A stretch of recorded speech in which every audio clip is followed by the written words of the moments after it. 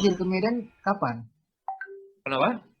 Terakhir sekali ke kota Medan kapan? Terakhir sekali, waduh, kapan ya? Lama juga kan? Udah lama. Nah, nanti kita rencanakan lari, ya. Ya boleh. Waktu kampanye itu lah mau jadi gubernur itu si ini siapa? Ijek. Oh, gitu. Ya. Oh, gitu. Barulah kalau gitu ah. Baru. Tahu nih, Jek. Kemarin yang meninggal itu Tengku yang apa namanya? Presidirnya Bang Sumut, Tommy. Nah, Tommy. Tommy kan? Nah. Itu dekat juga sama saya, sama-sama dulu naik motor. Oh, motor gede ya? Ya, terus dia ditarik sama si Ijek ke sana kan? Oh, itu.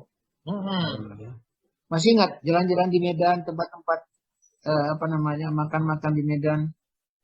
Masih ingat yang lama-lama? Masih ingat TikTok? Masih. Ya masih lah, masih dikit-dikit masih ingat lah. Cuman yang kebelawan aja aku belum lagi waktu itu.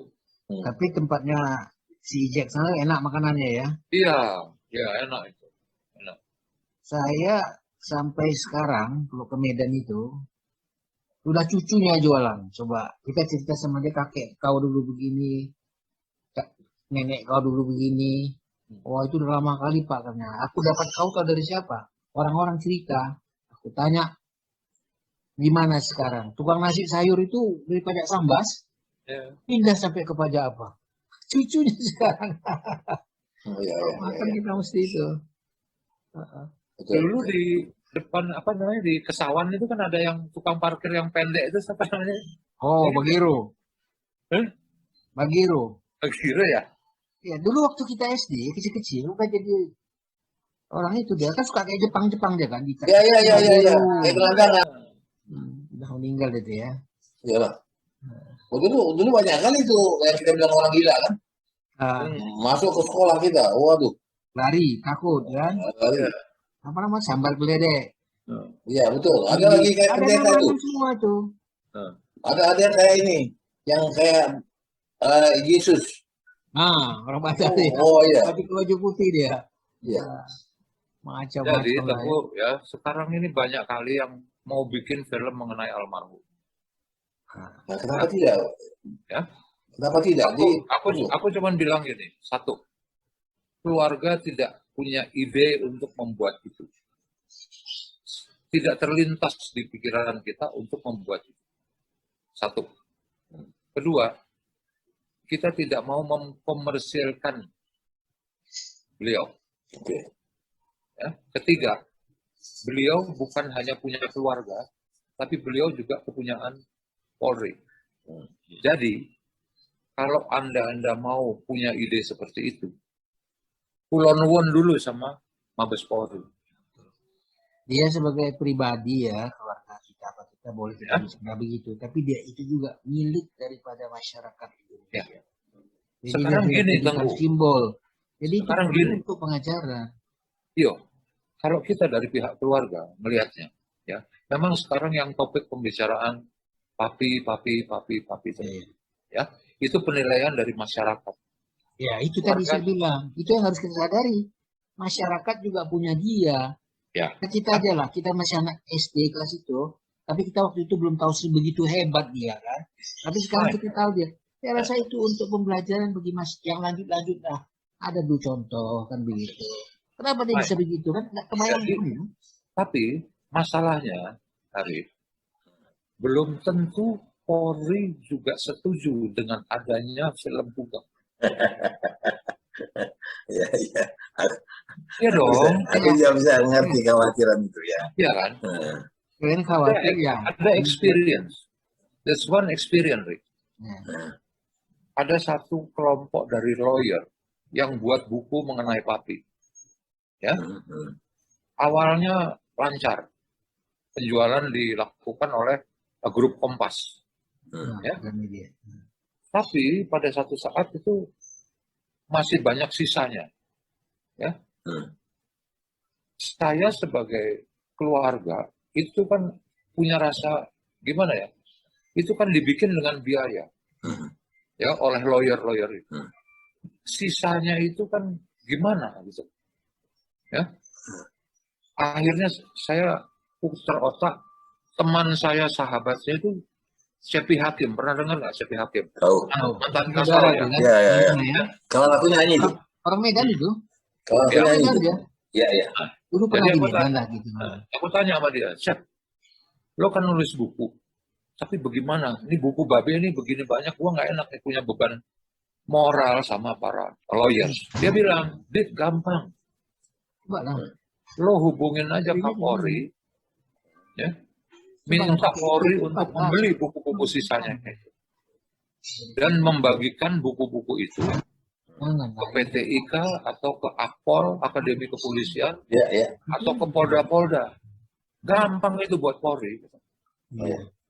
Akhirnya aku coba, Ri. Hmm.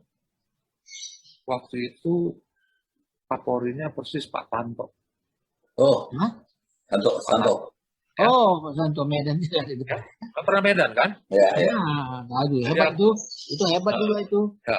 Jadi aku tulis surat ke beliau.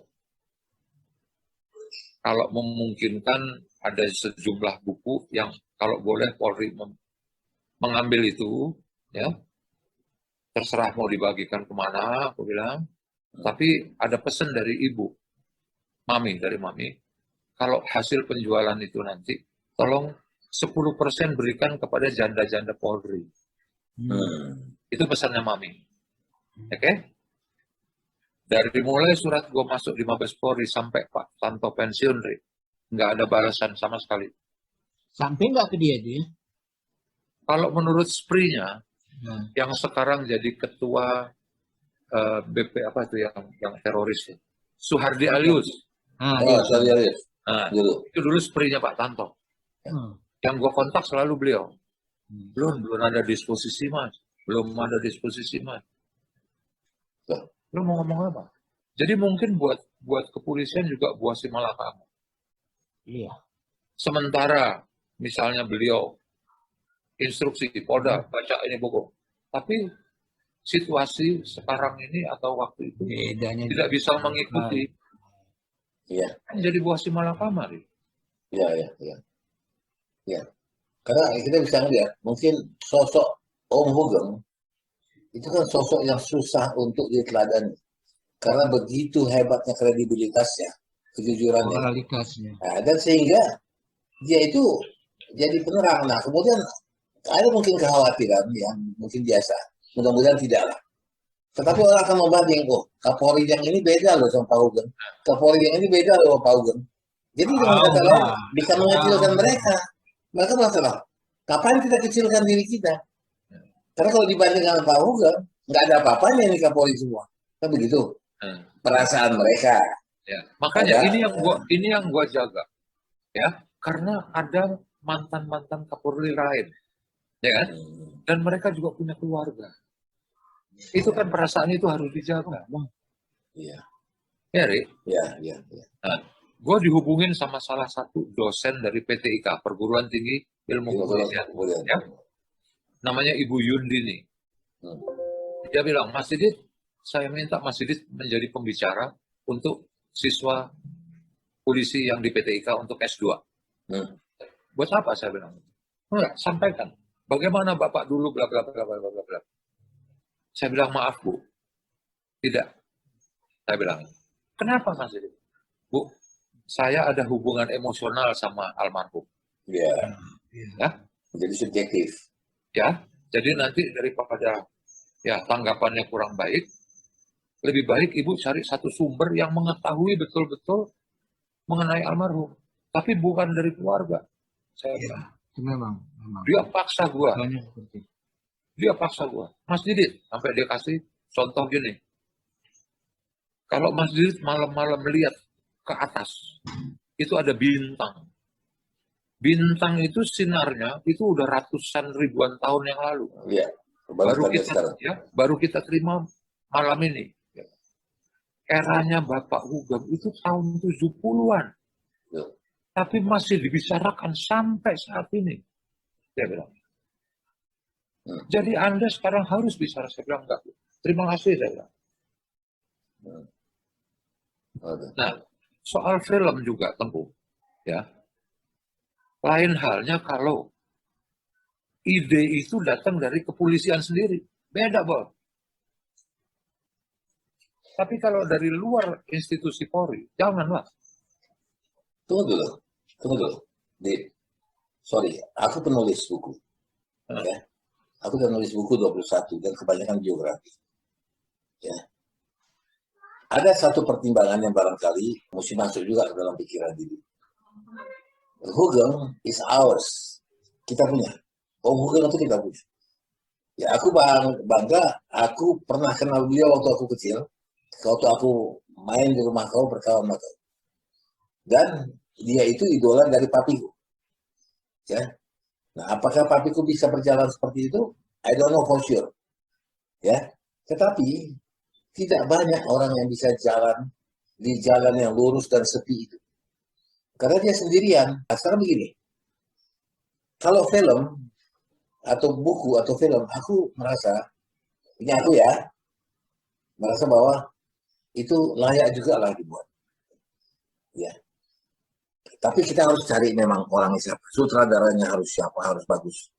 Kita lihat bagaimana film Indonesia kan sudah mulai bagus di sekarang. Lihatlah misalnya Bumi Manusia. Yang kita baca-baca dulu di game. Dia tahu. Nah, itu kan dibikin Earth of Mankind. Itu bagus sekali penggarapan. Kemudian ada juga, ini nggak tahu Hanung Bramantyo atau Garin Nugroho membuat tentang Cokro Aminoto. Ya, Ahmad Dahlan udah ada. Nah, dan begitu aku baru lihat, loh, begitu rupanya. Ya, kita lihat tenggelamnya kapal Vanderbilt, ya di bawah lindungan Ka'bah. Itu bagus-bagus. They portray everyone perfectly. Nah, kalau mereka bisa membuat gambaran Pak Hugeng, portray Pak Hugeng perfectly, ya, itu luar biasa. Itu dia bisa menjadi ilham, paling tidak menjadi semacam acuan bagi orang-orang yang mau masuk polisi. Ya, Nggak kenapa usah misalnya? polisi. Tidak usah polisi, kita pun perlu. Anak-anak muda kita ya, tidak di polisi. Saya rasa perlulah. Iya, betul. Jadi contoh itu ada, dulu ada kok, nggak pernah ada. Bukan tidak mungkin terjadi. Ya. Kalau muncul satu-satu nanti dari generasi berikutnya. Jadi memang zaman ini gila sekali. Gila sekali. Jadi kita hampir nggak punya panutan, Dit. Iya nggak, Gen?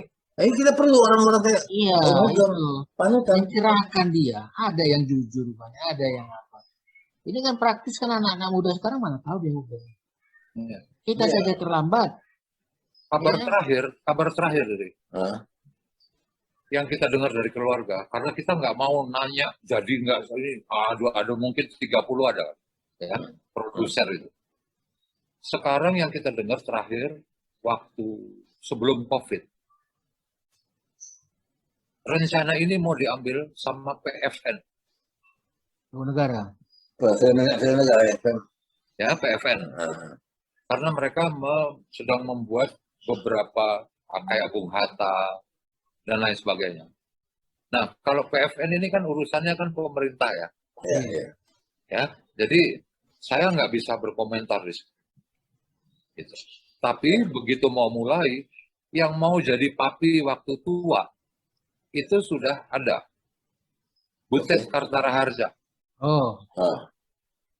Dia bisa menjiwai sekali orangnya kan. Iya, itu juga termasuk. Dia senang benar. Mungkin hanya beda postur aja ya.